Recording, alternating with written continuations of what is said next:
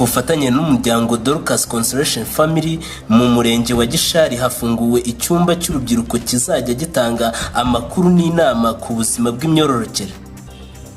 Muri uyu muhango wo gufungura icyumba cy'urubyiruko kizajya gitangirwamo amakuru n'inama z'ubuzima ku myororokere, umunyamakuru wa F1 Rwa TV akaba yarari muri uno muhango.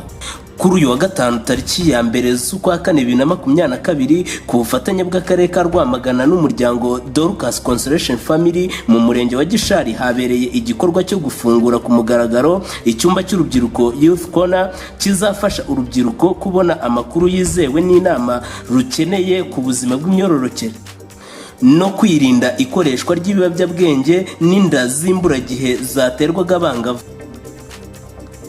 Umuyobozi w'umuryango Dorcas Consolation Family Madamu Kabanyana Kerere Ketia yavuze ko uyu muryango wishyuriye mituweli abantu 12,000 batishoboye, utanga ibikoresho by'isuku byifashishwa mu gihe cy'imihango ku bangavu 15,000 bo mu turere twa Kicukiro, Bugesera ndetse na Rwamagana.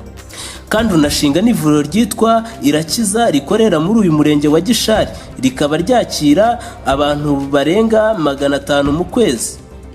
Madamu Kabanyana Kerere Ketia yongeyeho ko umuryango Dorcas Consolation Family unafatanya n'akarere mu kurihirira amashuri abana bo mu miryango ikennye, ugafasha amatsinda 16 y'abahinzi, kandi ku bufatanye na Isange One Stop Center yo kuri Rwamagana PH uyu muryango ugira uruhare mu kurwanya ihohoterwa rishingiye ku gitsina.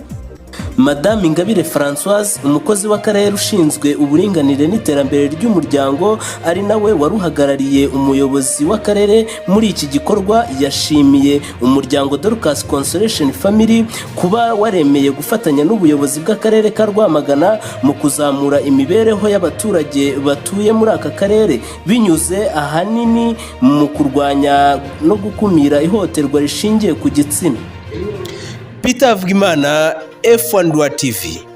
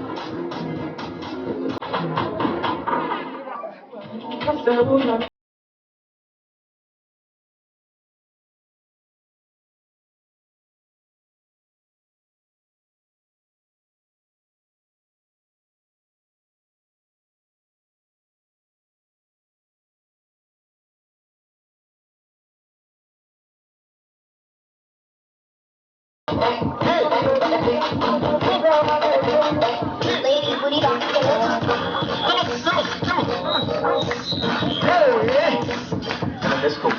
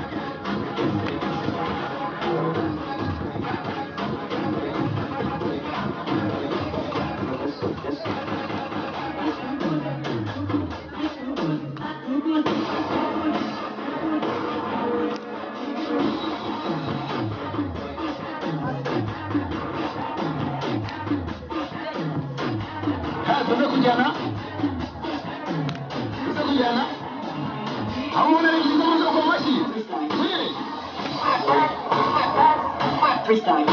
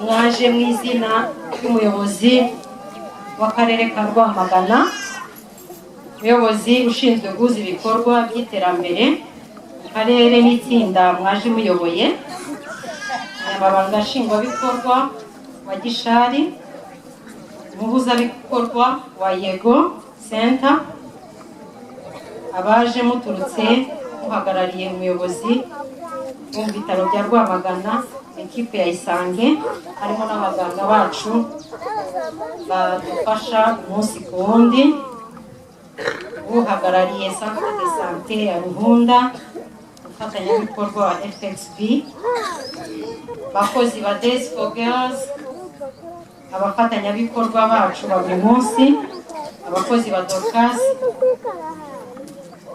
batura Gishari, abatuye muri Gishari, abatuye muri Ruhimbi, abatuye mu Munini, abatuye hirya no hino hafi yacu, tubahaye ikaze, mugubwe neza, Imana ibahe umugisha.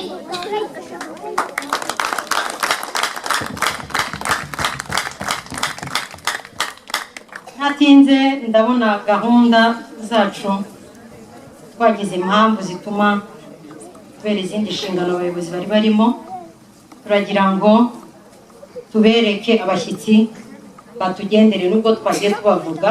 Reka uwaje mu izina ry'umuyobozi w'akarere ahaguruka basuhuze.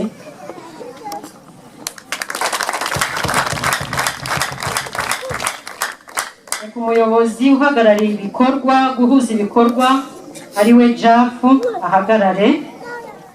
Arakoze cyane. Umunyamabanga nshingwabikorwa wacu, itifu wacu, arakoze cyane. Umuhuzabikorwa wa Yego Center, arakoze cyane. Waje mu izina ry'ibitaro bya Rwamagana, arakoze cyane. Abaganga bacu badufasha muri Days for Girls n'abavolonteri wacu, kabahagarare, Jeannette na John, tubahaye ikaze. Uhagarariye Centre de Santé ya Ruhunda, yagiye gato. Umufatanyabikorwa wacu wa FXB, abakozi cyane. Abakozi ba Dorcas mwese, abakozi ba Dorcas inshingano zitandukanye, abakoze cyane. Abafatanyabikorwa ba Days for Girls mwese muhaguruke.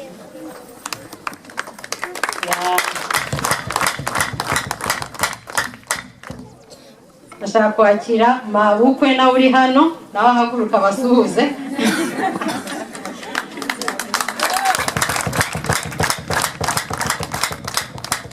Reka bagurutse n'imfura yanjye yitwiriza, nawe basuhuze. Aha, n'abandi wenda nza kumenya nyuma, mwese mwisange, mugubwe neza. Dufite gahunda ndende uyu munsi, turasa nkaho twihutisha cyane. Reka dusubize gahunda kugira ngo dukomeze vuba cyane, kugira ngo tujye no mu bindi bikorwa. Murakoze cyane. Murakoze umuyobozi ku ijambo ry'ikaze atugejejeho. Ubwo tubaye abasangwa, noneho tugiye kwakira umuyobozi w'ivuriro Poste de Santé yitwa Irakiza, atugezeho gahunda nyirizina y'igikorwa cyatangije hano. Muganga witwa Leopold, ikaze.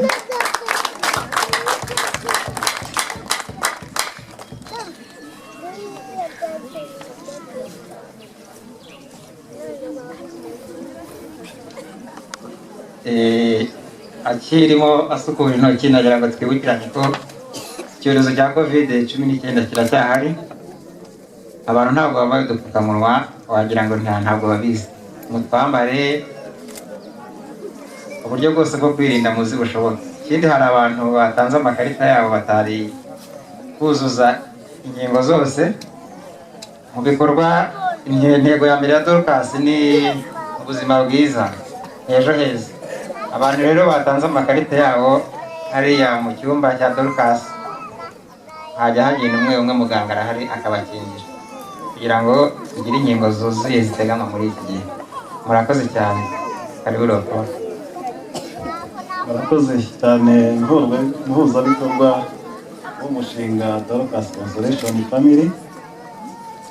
Ngiye kubabwira mu ncamake kubera yuko aho kuganiriza abakobwa ariko ku umurimo mwiza byatukozeho, turavuga ngo bakwiye gushimirwa.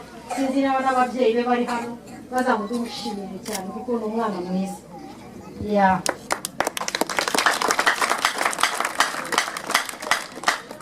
Akaba rero yitwa Rebecca. Turashimira rero umuforomo wacu John ndetse na Jeannette, abo bombi baza badufasha kutwigisha ubuzima bw'imyororokere mu mashuri, badufasha kwigisha abana, urubyiruko ubuzima bw'imyororokere. Ibitaro byatugiriye neza, birabaduha rwose, aho tugiye hose ni mubazi. Abagore bo baje abantu mubaha amashyi.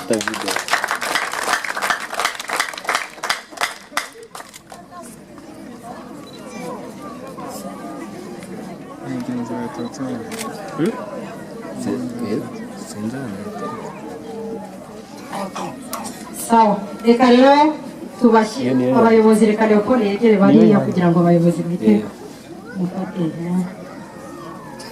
Muganga yagize uruhare rudasanzwe. Tubahaye rero impano, mushyikirize abayobozi, tubashyikirize. Murakoze cyane, amashyi menshi cyane, menshi cyane, menshi cyane, menshi cyane.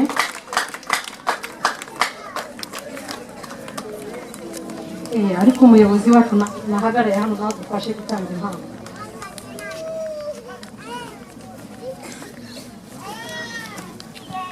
Aho harimo itara ry'imirasire y'izuba, ni amatara meza cyane yavuye muri Amerika. Hakaba harimo n'ikintu cyiza cyane cyo kwiyorosa muri ibi bihe. Bajye baryama rwose bisiguye, bavuge bati dore ibyo dukora byamenyekanye hose. Rero bayobozi beza, mutugereze izo mpano, Imana ibamugisha.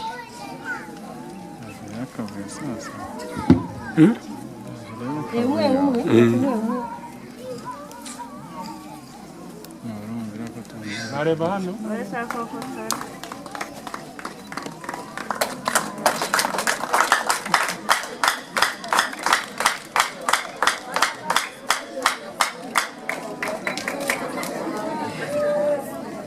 Murakoze.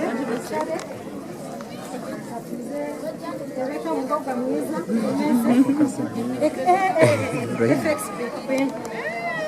FXB niyo twatumiye, akagombye kuba kugeza cyiza. Sorry.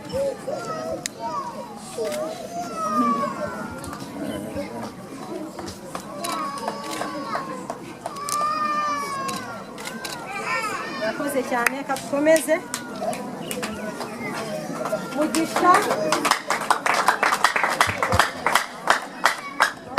Mugisha yarangije kaminuza, twamufashije kwishyura amashuri ya segonderi, aratsinda n'amanota menshi, abona bourse ya leta, arangiza kaminuza n'amanota meza, none yabonye akazi. Imana imuhe umugisha.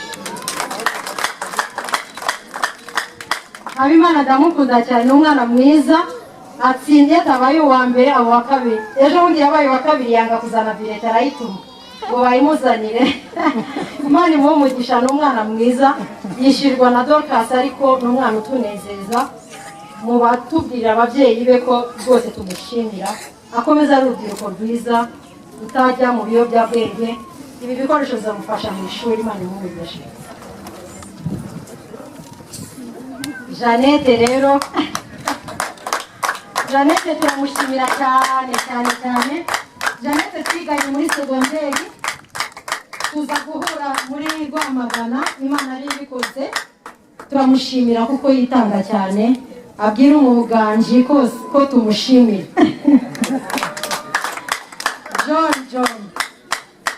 John nawe ni muganga udufasha, yigisha abahungu ibijyanye n'ubuzima bw'imyororokere ntatinya kuvuga imihango mumuhe amashyi meza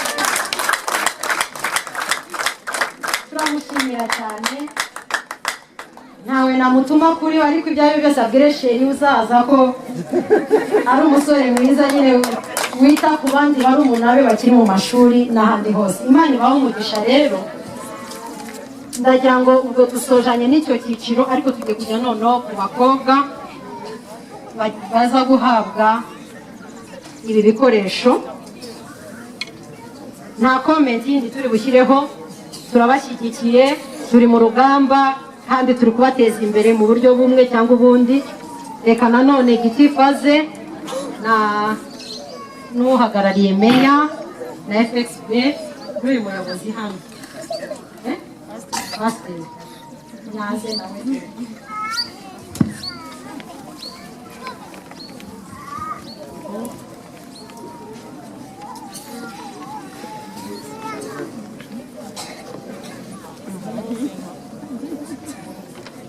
reka tubere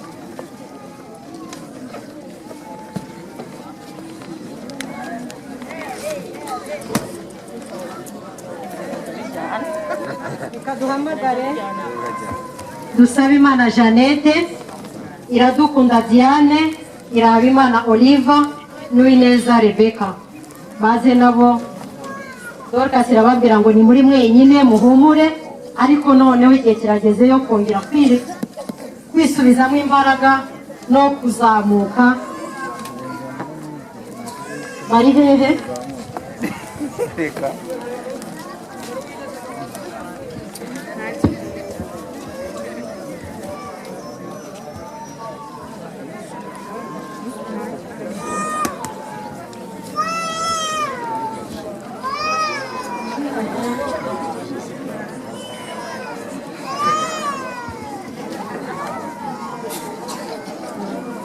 reka kuko ari benshi mubahe izo matera zijye hasi hariya wenda mubahe utubage mubashyikirize utubage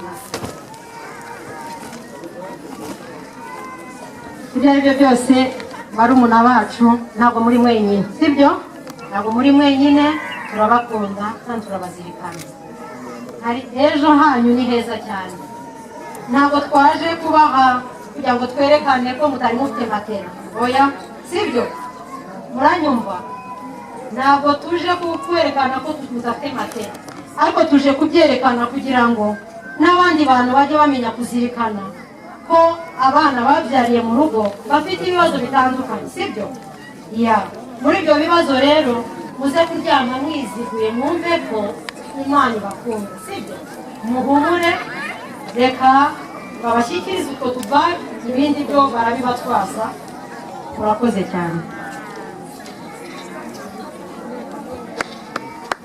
mwambare udupfukamunwa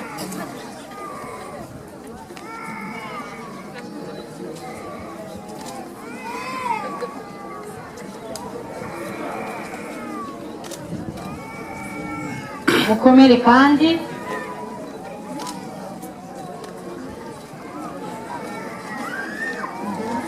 reka tutambuke abandi wayisubiza kuri Dorcas ikaza kuyitwara ibirori birangiye nta kibazo reka bagatwaze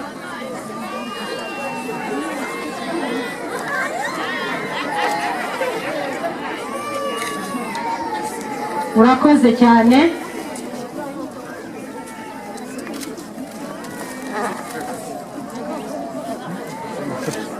ikurura shaka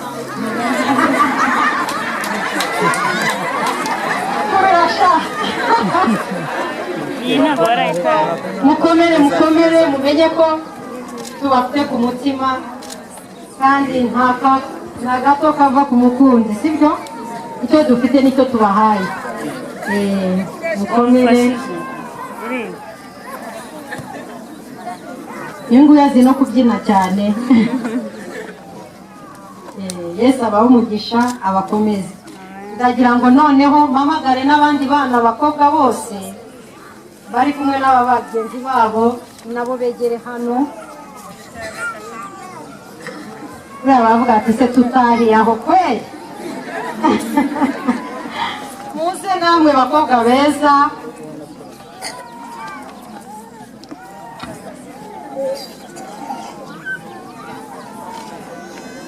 muraba agaciro kenshi, nta kwisuzugura, nta gusubira hahandi.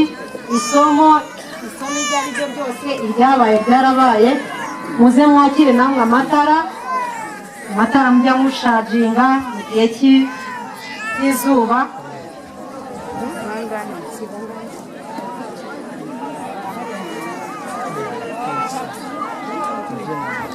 Abari hano hafi muze.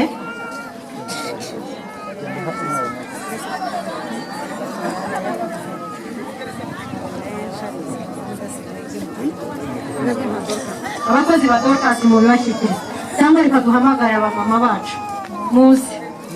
Abamama bagize uruhare runini kugira ngo aba bana nabo babe hano batekanye. Mubahe amashyi menshi.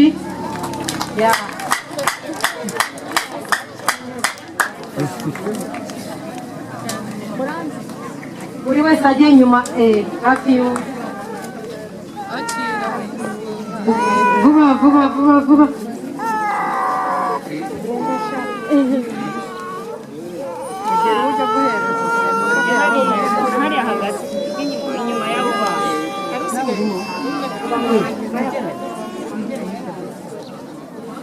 Reka abamama bose muhagarare inyuma yabo, buri wese afate iyo tara. Hagarara inyuma ya bariya mama. Mubahereze nta kundi, ubwo mufate ifoto birangiye.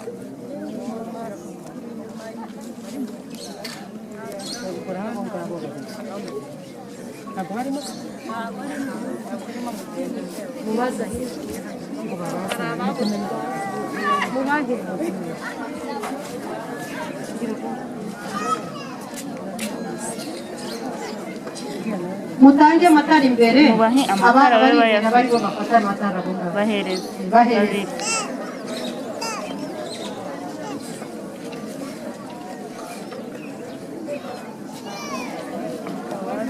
Bagiye kubazanira, barabazanira. Abagura ni bangahe? 2. Nta kibazo, kugende bahite babahereza amatara. Urakoze cyane.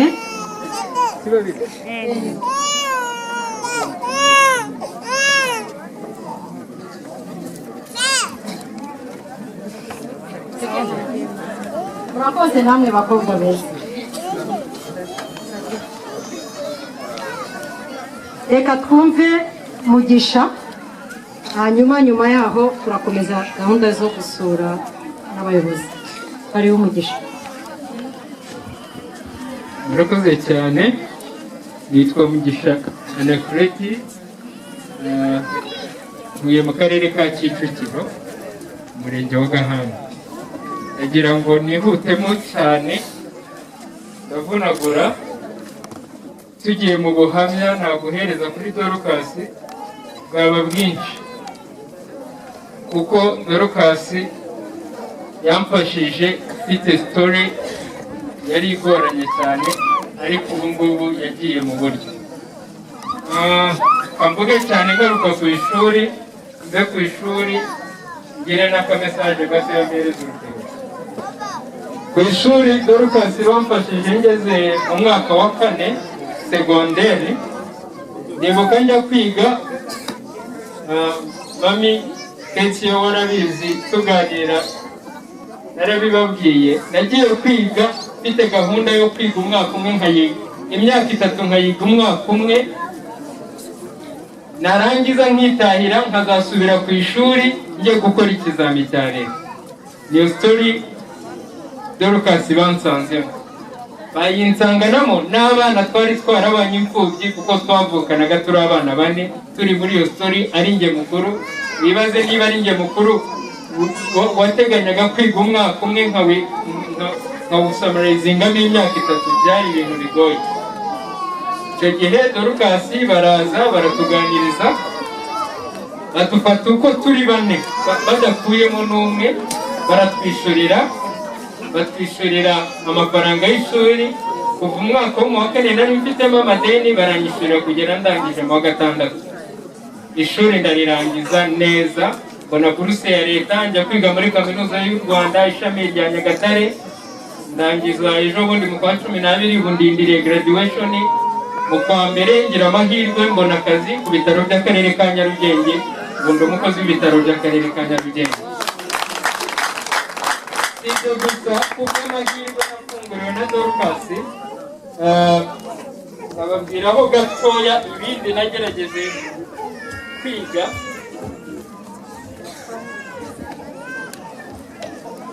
Nabonye certificat mu byerekeranye n'ikoranabuhanga cyane Excel Business Skills nakuye muri University of Moscow yo muri Amerika, icyiciro cya mbere n'icya kabiri mu bijyanye no gukoresha Excel. Ubu ngubu ndimo ndakora icyo bita advanced muri iyo kaminuza. Nanone nakoze accounting principles muri University of ECE, nayo ni ishuri ryo muri Amerika. Ni amahirwe yari yatanzwe na RDB, ndakomeza nayo ndayakoresha ndiga. Nigamo n'ibyo bita essential skills of negotiation strategy, niga muri Michigan University, nigamo amezi 7, ni courses zari online, nazo ndazikurikirana, zifatanya n'ibyo bitaga fintech and financial transaction services, ni ibikoreshwa mu mabanki, bihuriza hamwe ndabyiga. Ibyo byose nagezeho n'amahirwe nagiriye muri kaminuza yo kubona certificate ya intellectual property for startup nahawe na university yo muri India, nibyo bita prototype mu bintu bya production. Ayo mahirwe yose nayabonye kubera Dorcas. Iyo batampereza mwaka, iyo batamfasha uyu munsi simba ndundi. Umuryango w'abana 4 nababwiraga, twaje tubiganira na Mami Ketia, wa muryango bafashe tutabasha byibuza kurya rimwe ku munsi. Ibaze byibuza rimwe ku munsi. Hari ukuntu abantu basenga, twajyaga dukora amasengesho ku wa mbere, ku wa kabiri, ku wa gatatu umuntu akazonka 500 tukayagura ubugari na dodo muri Kigali, tukongera tugafata ku wa kane, ku wa gatanu, ku cyumweru tukarya. Ibyo umuntu akubwira ngo ngiye ngo narabyaye, ngo ntabwo nanyweye itabi, navukiye ku muhanda Kicukiro, ahantu habi hari ibirara, sindatera umukobwa inda. Iyo story Mami Ketia akaba yayizi. Nta na mushiki wanjye urabyarira mu rugo, kandi iyo story bayibayeho.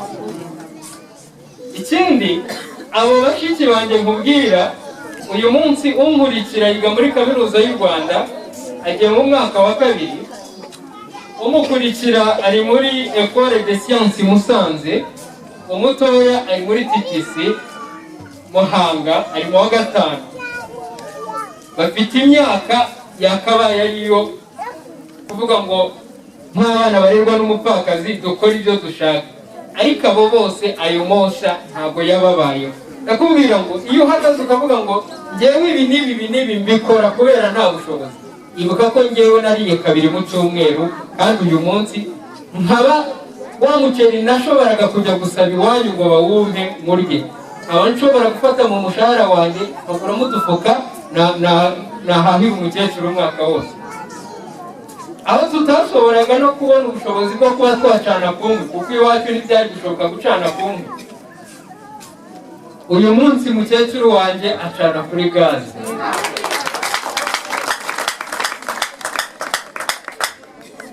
Niba intebe mwasanze dufite ntabwo tukizigira, dufite izindi, dufite ubushobozi nk'abana b'abana 4, dushobora kubona blessing mu mirimo dukora. Umwe akavuga ngo ngenda ashyiramo irange, njyewe ndakora ibi n'ibi, ya story yararangiye. Bezi twari dufite yari Dorcas.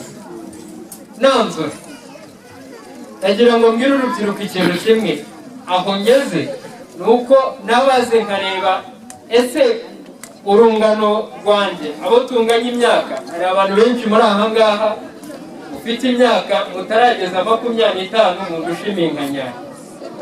Kubera iki? Kubera ko mwafashe ubuzima butanakomeye mukabakanga, ntimuhashe kumenya icyo mwashakaga kugeraho. Hari ibintu nka 3 cyangwa 4 nabazaniye. icyambere wirinda niba ushaka kugira inkuru y'intsinzi. Usomeye CV yanjye iyo ngiye kuyitanga mu kazi ikwigwa ku mpapuro zitari munsi y'enye. Ndayifite niyo nasomagaho ni impapuro zitari munsi y'enye. Natangiye gahunda yo gufasha urubyiruko mbikuye kuri Dorcas. Kuba narafashijwe nanjye ntangira gufasha urubyiruko. Muri kaminuza harimo ishami bita IVA Rwanda, ni porogaramu ya saving nayikuye ku ntekerezo nagabiwe na Dorcas. Uyu munsi iri gufasha abanyeshuri kwizigamira. Ni igikorwa najya hariya ugashima Imana cyangwa ugashima ko cyagezweho. Byose isoko ni Dorcas. Ibyo rero biva kuki? Cyambere aricyo bita peer pressure. Abenshi simuze ya ndirimbo na peer pressure. Uriya hari ikintu wibeshaho nk'urubyiruko ukavuga ngo njyewe kanaka ninkora ibi undi aranseka. Ntabwo guseka utariga guseba nk'urubyiruko. Iyo udashaka guseba birangira urimbwa, kuko baravuga ngo uzabibwe umwaka utaha, atangira kumoka uyu munsi. Kumoka nyakuri nta kundi ni uko utinya guseba. Uwasebye mu guseba niho ubugabo bwawe bushingiye. Uwandebye yavuye muri kuru yiwe ajya kwiga, abenshi twari duturanye hariya, ndagenda akambwira ngo wampaye 200 yo kugura ibitabo. Ko twiganye wampaye 200. Iwabo bari bafite ubushobozi bwo kugira ngo yige, ariko ari kunsaba 200. Icyo gihe kuri we yari umusitari nge ndimbwa. Uyu munsi ndi umugabo, nakubwiza ukuri yuko ningaruka nshobora kuzaza nitwara. Ibyo nta yindi isoko ni imwe, nuko iyo peer pressure itamfashe. Inama twagirwaga Dorcas baratubwiraga ngo niba ugiye mufite 70 ugomba kuharanira kugomeza kuyagera cyangwa ukayazamura, ntabyo kujya hasi. Icyo cyaradufasha. Nyuma yo kuguhereza school fees banakuberaga n'umuryango. Hari akantu kadukoze ku mutima, Mikesi ashobora kuba atabyibuka. Hari umunsi mwadusohokanye Kicukiro, noneho twavuga ngo dukore inama tugende gutya tuyikorera ku mushinga. Banyihanganira hari ibintu wavaho utavuze rwamagana nzagaruka kera, murambabarira. Aratujyana batujyana dukorera inama ahantu hamwe utagira nyine ngo wigurire fanta, wigurire brusheti, abari aho ngaho batujyana nk'umuryango. Tuguye abandi bagiye mu minsi mikuru, none namwe twaje kubakorera iminsi mikuru, urumva bidashimishije. Niyo mpamvu rero mbabwira ngo hari umunsi noneho nzagaruka bimeze neza. Urubyiruko nari mbabwiye peer pressure. Peer pressure hari ikintu kimwe gishobora kugufasha. Ikintu cyamfashije naraniye abakona buri hari ibintu bibiri bakoresha, icyitwa efficient na effective. Utaragira mu buzima bwawe kuvuga ngo ni efficient. Imana yaduhaye ikintu kimwe tuvuka. Ntabwo navutse nambaye iyi t-shirt, navutse nambaye ubusa. Ariko hari ikintu navutse mfite igihe. Icyo gihe kugira ngo ube efficient, bavuga yuko kuba efficient ugomba gukoresha igihe ukagira produit cyangwa quality, umwimerere w'icyo wakoze, kandi kikagerwaho nk'uko wabitekereje. Niba uyu munsi utekereza ngo ngiye kwiga, wajya kwiga n'ubundi ugataha nk'utagiye kwiga, rwose ntacyo uri gukora, uracyagendera mu kigare. Ikindi, niba utariga uvuge ngo nkwiye kunyurwa n'ubuzima mbayemo, ugaharanira ahubwo kugera kubwo utaragera, ntaho uragera. Niba ushaka kuzavuga inkuru y'ubutsinzi igakunyurwa, nibyo byagufasha. Imana imere umugisha Dorcas. Murakoze. Yitwa Mugisha, nawe Imana imuhe umugisha.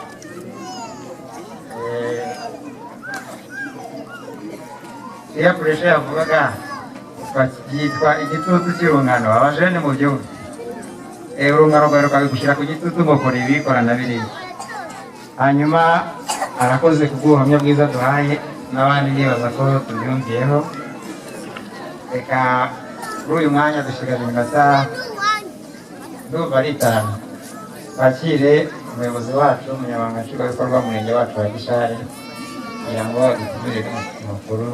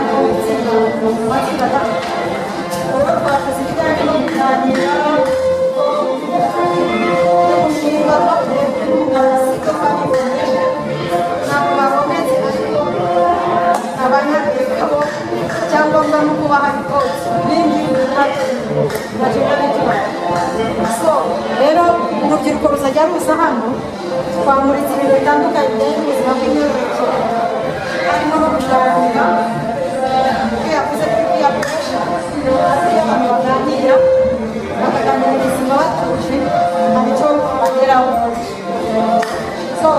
Ibijyanye n'ubuzima bw'imyororokere dushaka kwigisha urubyiruko, hazamo na komponenti ikomeye yo kumanaginga menstruation, kumanaginga imihango. Twebwe rero dukora ibi bintu, iyo ubibonye ubona ari ibitambaro bisanzwe ariko ni ibintu bifasha umukobwa cyane.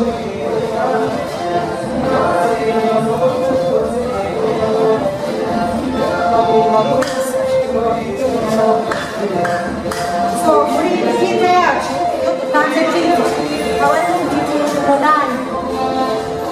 utuntu 8 ibi by'abagore batababyaye bashobora kwifashisha, ariko harimo n'iby'abakobwa. Hano indani hadodeyemo agasashi, indani hano hadodeyemo akantu k'agasitrechi ku buryo nicyo bita waterproof, kibuza ko umuntu ashobora gufasha. Iyo sashe rero cyangwa iyo stretch ni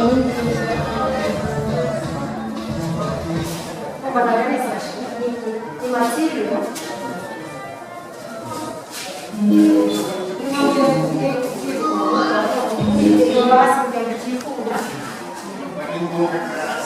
iyi niyo idodeyemo hano, ni nayo bisa kwandura.